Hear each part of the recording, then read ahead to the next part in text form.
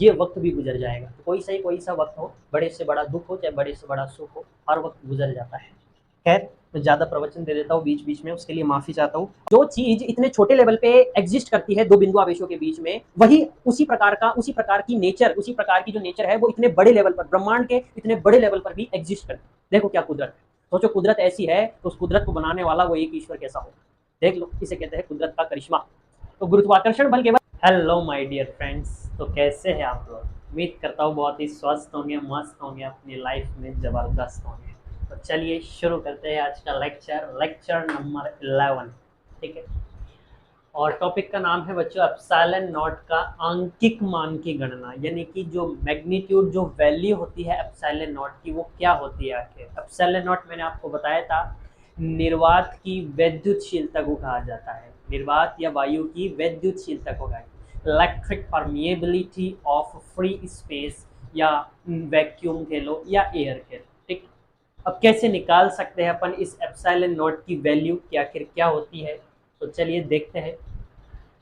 हमको ये पता है कि k का जो मान होता है, ये जो गुलाम का नियम मैंने आपको पढ़ाया था, F बराबर k Q1 Q2 बटे आर स्क्वायर, इसमें ये जो k का मान लिखाया था मैंने आपको वायु या निर्वात के लिए, वायु या निर्वात के लिए वो क्या लिखाया था बच्चों, 9 × 10⁻⁹।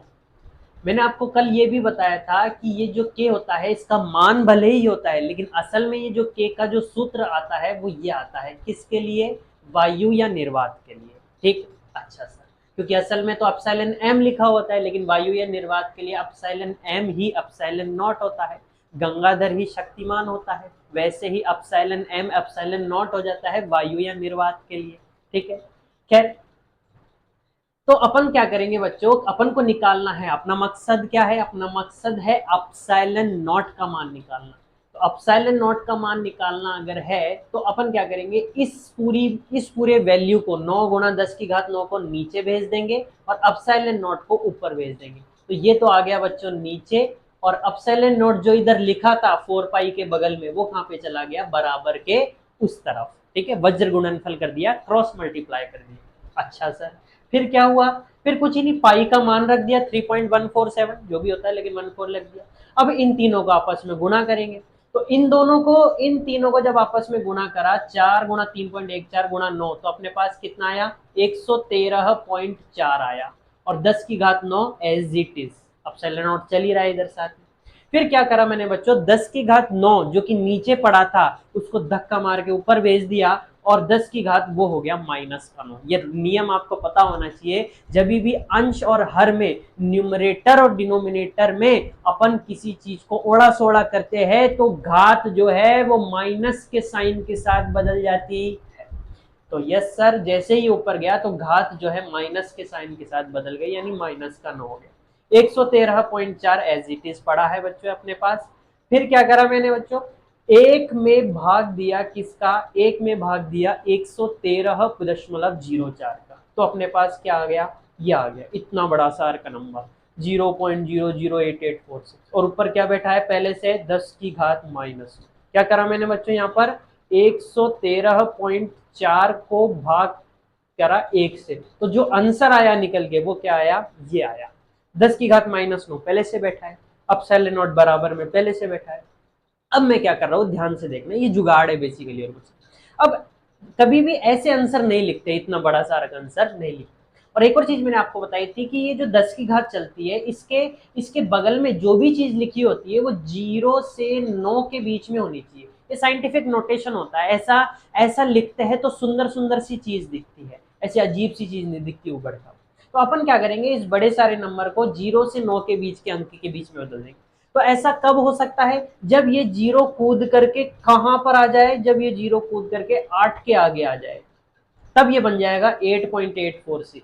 तो सर 0 को 1 2 3 तीन उंगाड़ने के लिए किससे गुणा करना पड़ेगा, 10 की घात 3 से। जितने जीरो होते हैं गुणा में जितने जीरो होते हैं उतना ही वो डेसिमल दशमलव जो है आगे आता रहता है। तो कितने जीरो लगाऊं मैं सर, 3 जीरो, 3 10 की घात 3 को क्या एक के बाद 3 जीरो हो जाएंगे। अच्छा सर, और अब ऐसे लगा तो नहीं सकता मन मर्जी से कि सर लगा करके वैसे कर दिया, तो मैंने क्या करा, जुगाड़ बिठाया, 10 की घात 3 ऊपर भी कर दिया और नीचे भी कर दिया, इससे चेंज कुछ नहीं हुआ, कट करके 1 आ जाएगा वापस, ठीक है। तो इसका ऊपर वाला जो है वो तो इस्तेमाल कर लिया इसके साथ, कैसे सर, कि सर ये 3 उगालने के काम में आ गया, ये देखो 8 के आ गया, आगे आ गया दशमलव, और ये जो नीचे वाला 3 है ये ऊपर चला गया, तो ये हो गया माइनस का 3, बताया था मैंने, पावर जब ओड़ी सोड़ी होती है तो माइनस के साइन के साथ। अब -9 -3 क्या हो गया बच्चों, माइनस का, माइनस माइनस प्लस होता है तो 9 और 3 12, और साइन भी माइनस का आता है, तो 8.846 को अपन लगभग क्या लिख सकते हैं, 8.85 गुणा 10 की घात -12 कुलाम्ब, कुलाम्ब स्क्वायर पर न्यूटन मीटर स्क्वायर, कुलाम्ब का स्क्वायर पर यानी कि बटे में न्यूटन मीटर स्क्वायर, ये हो गया बच्चों अपने पास, ये मान निकल के आया किसका, अपसाइलन नॉट का मान निकल के आया। अब ऐसी प्रकार ऐसे ही इसकी विमा होती है जो कि क्या होती है ये, ठीक है, या आप चाहो तो खुद निकाल लेना, या चलो मैं निकाल के बता देता हूँ किस प्रकार निकाल सकते हो आप इसकी विमा, ठीक है। चलिए देख लेते हैं इसकी विमा, एक काम करो ये उतार लो पहले, ठीक है, ये उतार लो, उतार लिया, 1 2 3 4, चलो अब मैं आपको निकाल के बता देता हूँ इसकी विमा कैसे निकाली जाती है, ठीक है।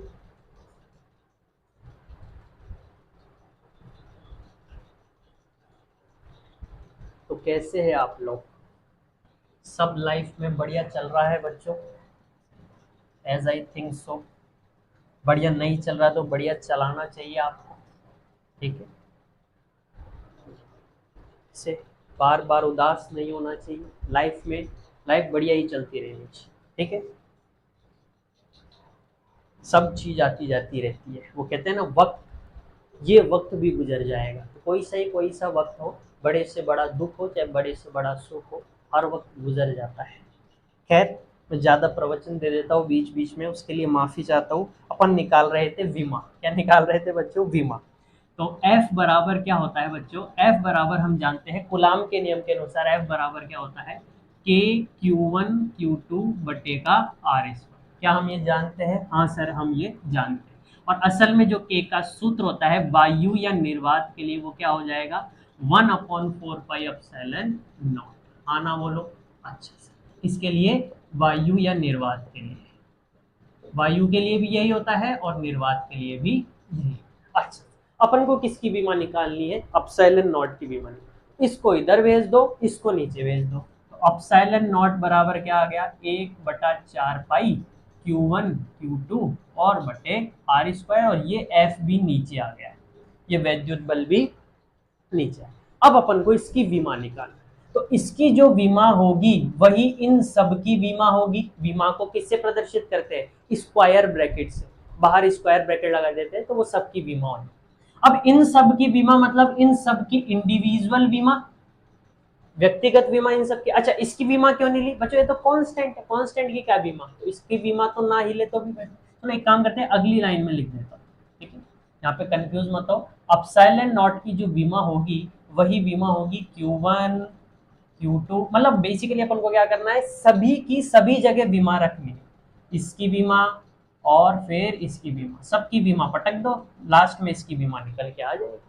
तो क्या करते हैं अपन, सबकी बीमा रखते हैं, तो वही क्या होगी, अपसाइलन नॉट की बीमा आ जाएगी। अच्छा सर Q1 की बीमा, तो Q1 क्या होता है बच्चों, कुलाम, तो Q1 की बीमा क्यू, अच्छा अब दूसरी बात, जो आवेश जो होता है उसकी जो बीमा होती है वो कुलाम यानी कि C से प्रदर्शित नहीं करते हैं, मैंने आपको बताया था जब विद्युत आवेश पढ़ाया था कि जो कुलाम की बीमा होती है वो क्या होती है, एम्पियर गुणा समय, ये होती है कुलाम की बीमा, इसकी बीमा कुलाम की बीमा। हालांकि लिखते अपन लिखना नहीं चाहिए अपन को कुलाम, क्योंकि असल में उसकी बीमा क्या होती है, A × T, एम्पियर गुणा समय, एम्पियर गुणा समय। मैंने वहां पे आपको ये भी बताया था कि ये कैसे आई, एक सूत्र था I बराबर Q/T, विद्युत धारा क्या होता है, आवेश के प्रवाह की दर, तो वहां से आई है। R स्क्वायर, R क्या है, दूरी, दूरी को जो दूरी की बीमा होती है वो क्या होती है, L, तो L का क्या हो गया, स्क्वायर, ठीक है। और F आपको पता है बल, बल की बीमा तो रटवाई जाती है बच्चों 11वीं कक्षा में, क्या होती है, MLT-2, बस हो गया काम। अब सबको ऊपर भेज दो, सबको अंश में भेज दो, तो क्या बच जाएगा, m ऊपर जाके क्या आ जाएगा बच्चों, -1, m ऊपर जाके क्या हो गया, -1, ठीक है। और एल जो है बच्चों यहाँ पे कितने हैं, नीचे एल कितने हैं, 2 और 1 3, तो ऊपर जाके कितने हो जाएंगे, -3। टी यहाँ पर कितने हैं, देखो यहाँ पे -2 है और ऊपर कितने हैं, 1 और 1 2, तो ऊपर है T2, यहाँ पे है -2, तो ऊपर ये जब जाएगा तो माइनस के साइन के साथ जाएगा। ये वाली पार्टी जब ऊपर जाएगी इस वाले टी के पास, तो किसके साथ, किसके साइन के साथ जाती है, माइनस के साइन के साथ। और ए गुणा ए, तो ए 1 + 1 क्या हो गया, अब ये कितना हो गया, 2 - 2 कितना हो गया बच्चों, माइनस हो माइनस, माइनस क्या, माइनस इंटू माइनस क्या होता है, प्लस, तो ये आ जाएगा अपने पास 2 + 2 4 और ए देखो आ गया ना, ये आ गई आपकी। ऐसे बीमा निकाल सकते हो आप, ठीक है, किसी भी चीज की बीमा आप निकाल सकते हो अगर उसका सूत्र याद है तो, सूत्र से बीमा आसानी से निकाल ली जाती है, ठीक है। आगे बढ़े, क्या पिक्चर क्लियर है, मेरी बात बिल्कुल भी समझ आ गई तो आ गई लिखना, नहीं आ गई तो नहीं आई लिखना, ठीक है। लेकिन सामने तौर पर अपन जब ऐसे बोलते हैं तो नहीं आई सुनाई दे, खैर ठीक है। आगे बढ़ते हैं बच्चों, है ना। आवेशों के बीच कोई परावैद्युत पदार्थ, बच्चों यहाँ पे क्या लिखा है, आवेशों के बीच कोई परावैद्युत पदार्थ, जैसे कि अभ्रक रख दे, मोम रख दे, या परावैद्युत पदार्थ है, परावैद्युत पदार्थ जिनका कुछ ना कुछ क्या होता है, परावैद्युतांक रख दे, तो वैद्युत बल घट जाता है। मैंने आपको बताया था सबसे अधिक जो वैद्युत बल पाया जाता है दो बिंदु आवेशों के बीच में, वो सबसे अधिक हवा में पाया जाता है। उसके अलावा कोई सा भी माध्यम रख दे वो घट जाता है सामान्य तौर पर, ठीक है, चलते उसका जो ER है यानी कि जो उसका परावैद्युतांक है वो 1 से अधिक होना चाहिए, ठीक है। तो रख दे तो वैद्युत बल घट जाता है। आवेशों के बीच कोई धातु रखने पर बढ़ जाता है, धातु रखेंगे तो बढ़ जाएगा, आवेशों के बीच अगर कोई धातु रखेंगे तो आवेशों के बीच का जो वो वैद्युत बल है वो बढ़ जाएगा, लेकिन परावैद्युत पदार्थ रखेंगे जैसे कि मोम वगैरह तो घट जाता है, ठीक। इसकी और एप्लीकेशन अपन उसमें देखेंगे अगले नेक्स्ट चैप्टर में जब अपन कैपेसिटर पढ़ेंगे, संधारित्र पढ़ेंगे, ठीक। अब आपके पास एक नया टॉपिक आता है बच्चों जिसका नाम है हैशटैग गुरुत्वाकर्षण बल तथा विद्युत बल में समानताएं तथा असमानताएं, सिमिलैरिटीज एंड क्या बोलेंगे इसको, अनसिमिलैरिटी, नॉन सिमिलैरिटी, ठीक है, between gravitational force and electric force, ठीक है। कुछ एक लिख रखी है, ठीक, ऐसी ही चीज है आपको एक रिलेट कराने के लिए जैसे, ठीक। देखो, गुरुत्वाकर्षण बल केवल आकर्षण प्रकृति का होता है, जबकि का होता है, लिख लेना बच्चों यहाँ पे, जबकि कूलाम बल आकर्षण तथा प्रतिकर्षण दोनों प्रकृति का हो सकता है। गुरुत्वाकर्षण बल कहाँ देखते हैं आप, आपको सबको पता है, जो अपना जो सोलर सिस्टम है, सूर्य जो है, सूर्य के चारों तरफ जो 8 ग्रह या 7 ग्रह जितने भी ग्रह चक्कर लगा रहे हैं वो इस ही बल की वजह से लगा रहे हैं, गुरुत्वाकर्षण बल। अगर ये नहीं होता तो पृथ्वी जो है सूर्य के चारों ओर चक्कर नहीं लगा पाती, अपन सूरज से काफी दूर चले जा चुके होते हैं और जीवन पता नहीं रह भी पाता या नहीं रह पाता सूरज के बिना, ठीक। तो ऐसी चीजें होती है, तो गुरुत्वाकर्षण बल इतने बड़े लेवल पे लग रहा है, आप देख लो, आप ब्रह्मांड में इतने बड़े लेवल पर गुरुत्वाकर्षण बल लग रहा है। और कूलाम का बल दो बिंदु आवेशों के बीच में, छोटे से दो बिंदु आवेश ले लो, उनके बीच में कूलाम का, तो देख लो किन किन के बीच में तुलनाएं हो रही है, देख लो। यानी कि इसका मतलब ये है जो चीज इतने छोटे लेवल पे एग्जिस्ट करती है दो बिंदु आवेशों के बीच में, वही उसी प्रकार की नेचर, उसी प्रकार की जो नेचर है वो इतने बड़े लेवल पर, ब्रह्मांड के इतने बड़े लेवल पर भी एग्जिस्ट करती है। देखो क्या कुदरत है, सोचो कुदरत ऐसी है तो उस कुदरत को बनाने वाला वो एक ईश्वर कैसा हो, देख लो, इसे कहते हैं कुदरत का करिश्मा। तो गुरुत्वाकर्षण बल केवल आकर्षण प्रकृति का होता है और कूलाम बल आकर्षण तथा प्रतिकर्षण दोनों ही प्रकृति का हो सकता है। गुरुत्वाकर्षण बल माध्यम की प्रकृति पर निर्भर नहीं करता, जबकि स्थिर वैद्युत बल करता है। गुरुत्वाकर्षण बल को कोई मतलब नहीं है, आप कोई से भी दो जो है द्रव्यमान ले लो, ठीक है, वो इतने बड़े लेवल की जरूरी नहीं, कोई से भी ऐसा माना जाता है। गुरुत्वाकर्षण चैप्टर में आपने पढ़ा होगा लास्ट ईयर 11th क्लास में, कोई से भी दो द्रव्यमान, कोई से भी दो वस्तुएं जिनका कुछ द्रव्यमान है, उनके बीच में गुरुत्वाकर्षण बल लगता ही लगता है, ठीक है। तो उनको आप चाहे जल में रखो, चाहे वायु में रखो, चाहे मरकरी में रखो, कहीं पे भी रखो, उसके माध्यम से कोई मतलब नहीं है, वो लगेगा ही लगेगा। लेकिन कूलाम का जो बल है या स्थिर वैद्युत बल कह लो आप, इलेक्ट्रोस्टैटिक फोर्स, उसको माध्यम से मतलब है।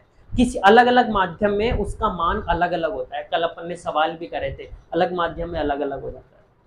अब गुरुत्वाकर्षण बल की सामर्थ्य, उसकी जो क्षमता है वो स्थिर वैद्युत बल से कम होती है। ऑब्वियस सी बात है बच्चों, उतना मुकाबले उतनी तीव्र प्रभाव से वो नहीं लग पाता है जितना बिंदु आवेशों के बीच का कूलाम बल लग जाता है या स्थिर वैद्युत बल लग जाता है। लेकिन परास अधिक होती है। परास मतलब ऑर्डर, रेंज ऑर्डर, यानी कि जो गुरुत्वाकर्षण बल है वो तो अब सूरज और पृथ्वी आपस में कितने कई किलोमीटर, कितने हजारों करोड़ों किलोमीटर दूर है, लेकिन फिर भी लग जाता है। ये पृथ्वी तो फिर भी अपनी तीसरी ग्रह है, सोचो 8वां ग्रह कितनी दूर होगा सूरज से, लेकिन फिर भी वहां तक भी वो गुरुत्वाकर्षण बल उस पर लग रहा है। लेकिन ये यानी कि उसकी परास देखो कितनी लंबी है, लेकिन कूलाम बल ऐसा नहीं होता। इतना दो बिंदु आवेश को अगर इतना दूर रख दे तो उनमें उनका 0 बटे सन्नाटा, कोई बल ही नहीं लगेगा, ऐसे लगेगा दोनों अलग अलग है। लेकिन गुरुत्वाकर्षण बल इतनी दूर पे भी लग जाता है। गुरुत्वाकर्षण बल होता क्या है, देखो लो फॉर्मूला क्या होता है, लास्ट ईयर आपने पढ़ा था। ये जी का मतलब है बच्चों गुरुत्वाकर्षण बल, एफ जी। मैंने कूलाम बल में लिखा था एफ ई, ई का मतलब इलेक्ट्रिक फोर्स, जी का मतलब है ग्रेविटेशनल फोर्स। तो गुरुत्वाकर्षण बल क्या होता है बच्चों, बड़ा जी m1 m2/d²। क्या ये ठीक वैसा ही है, F बराबर के Q1 Q2/r²। देख लो F बराबर के, F बराबर के Q1 Q2/r²। ये ठीक कुछ कुछ वैसा वैसा सा ही लग रहा है, देखो ध्यान से। जी की जगह के है, m1 m2 की जगह Q1 Q2, d² की जगह r²। तो इसलिए बच्चों इसमें समानता असमानता देखी जाती है। ठीक है, ये दो द्रव्यमान है, दोनों हमेशा आकर्षण प्रकृति के का ही बल लगता है दोनों के बीच में, गुरुत्वाकर्षण बल, अगर दोनों के बीच की दूरी क्या हो, कुछ डी हो। ठीक है, तो ये था बच्चों आज का टॉपिक आपका। ठीक है, कल अपन कुछ सवाल करेंगे। ठीक है, और फिर नेक्स्ट लेक्चर से अपन नेक्स्ट टॉपिक स्टार्ट करेंगे। ठीक है, ओके, उतार लीजिए लेक्चर। ठीक है, तब तक के लिए स्वस्थ रहिए, मस्त रहिए और अपनी पढ़ाई में व्यस्त रहिए।